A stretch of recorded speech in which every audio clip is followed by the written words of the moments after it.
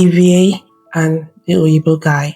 They walked a few small steps in comfortable styling before he finally asked, his tone casual, but his heart racing a little. Ivie, can I have your number? That way I can tell you how the food tastes later. Ivie hesitated. She wasn't used to giving a number out to a stranger, especially a foreigner, but something about his gentle smile softened her heart. She handed him her phone and he typed in his number. From that evening, they began to test. Ivan would send her short, funny messages about Nigerian food. Bread plus Pepsi equals heaven. Thank you for introducing me. What is the next Nigerian snack you're going to show me? Ivy would laugh and reply shyly, and soon it became their little routine. One evening, as they exchanged tests, Ivan asked, what else can I try? I've already tried soya and eating bread and Pepsi. What next? Ivy thought for a moment, then smiled to herself. There's a woman down the road who fries Akara, hot, soft, and delicious. You will love it.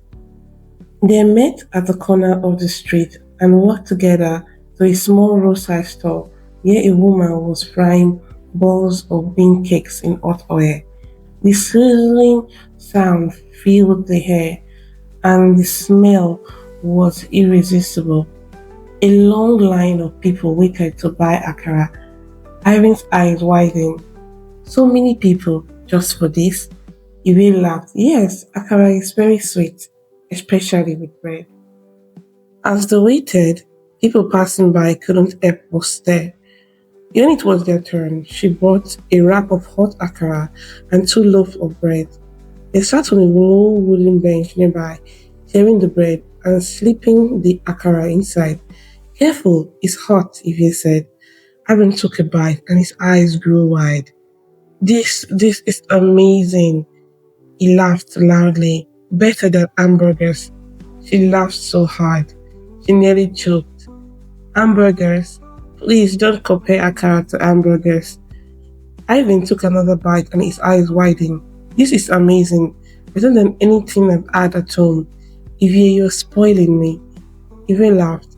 This is just the beginning. Nigeria is full of good food. Their laughter mixed with the smell of the frying big cakes echoing to the night. The more they ate, the more they laughed. To everyone else, it was just akara and bread. But to them, it was the beginning of something sweet and unforgettable. Soon, a quiet routine formed. In the morning, Ivan would stand at the balcony of the commissioner's house holding a cup of tea, and every morning, without fail, he would wave at Ivy as she swept the compound or fetched water. She would wave back shyly, pretending not to care, but her heart always skipped, and her sisters noticed. Ah, every morning, this white guy is waving at you like clockwork, her younger sister teased. Ivy rolled her eyes. It's just being friendly. Friendly? That makes you smile every morning, her sister laughed. At night, when Ivan's friend invited him to the club or parties, he always asked Ivy to come, but Ivy shook her head. No, my father is very strict. Once it's past 11 p.m., none of us can leave the house. Ivan tilted his head back, smiling. So your father is like the police? Ivy burst out laughing. Worse than police. If you see his eyes when he's angry, you will run. Ivan laughed with her, but sighed softly. It's a pity. I would have loved to dance with you on a nightclub with lights and music. Her heart skipped, but she only smiled shyly. Since it was her father's rule, Ivan respected it, though deep down he wished she could join him. The more they spent together, walking, talking, and sharing simple foods, the stronger the feeling grew. And though Ivy told her sisters we are just friends, her heart already knew the truth. Continuously in the morning, like clockwork, he saw Ivy sweeping her compound with a short broom. He would lean on the balcony rail and wave. Good morning, Ivy, he called out in his heavy accent. Ivy would look up, smile, and wave back. Good morning, Ivan. Sometimes a sister caught her. Heh, heh. So this is why you always want to sweep early every morning now. A younger sister saw a tease giggling because Oyibo is always watching from the balcony. Leave me alone, Ivy said, hiding a smile. I already said we are just friends. He's a nice person, that's all. Her sisters only laughed loudly. Hmm, friends that make you sweep with extra energy, right? One evening, Ivan joined Evie and her sisters as they went to buy suya down the road. It was a busy evening. The store was surrounded by hungry people waiting to buy hot suya, and the smell filled the street. As they walked, Ivan walked beside Evie, their arms brushing once in a while. She tried to focus on the road, but her sisters noticed the way they smiled at each other. Haha, see them, whispered the younger sister, pointing and giggling, walking like film people, Ivy and Oyibo. By the time they returned home with their suya wrapped in newspaper, the sisters could not contain themselves. Everyone was looking at you two, Soy shouted the moment they entered the compound. She ran to their mother who was sitting outside sorting fabrics. Mommy, you should have seen it. People were just staring at Evie and a white guy. My mother looked up, hiding a smile. Really? Yes, now, the sister continued. It was very kind, Mommy. He bought a lot of suya and even carried the bag for her. Everyone's eyes were on them. Ivy, embarrassed, quickly dropped the bag inside. Leave me alone. You people like to gossip too much. But as she lay her head on her bed later that night, replaying the memory of Ivan smiling beside her in the street, she knew her sister were right.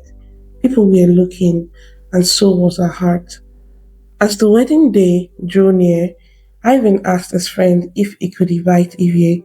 Of course, his friend said, laughing. This is a Nigerian wedding. The more, the merrier. Ivan personally gave Ivy the invitation card. She went home excited but nervous, telling her mother and her sisters, Mommy, he invited me to the wedding, she said, but I don't know what to wear. Her sister giggled. So you like him this much?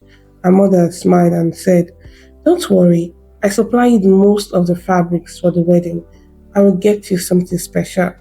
The next day, Ivy and her sisters went to their favorite fashion designer. At first, the designer complained that she could not sew a dress in just a week. But when she heard it was a request from Ivy's mother, she agreed. Ivy hugged her happily. The wedding day arrived, hot and bright. Cars lined the street. Guests dressed in colorful lace and ties moved towards the church, drums beating in the background. When Ivy stepped out of her house, a gown hugged her curves perfectly, her hair done beautifully. Her sister gasped. You look like the bride yourself, one whispered. At the church, whispers followed her. Who's that girl? She's so fine. Some thought she must be a family friend from abroad. Inside, having sat with the groomsmen, the moment he saw Evie enter, his jaw dropped slightly.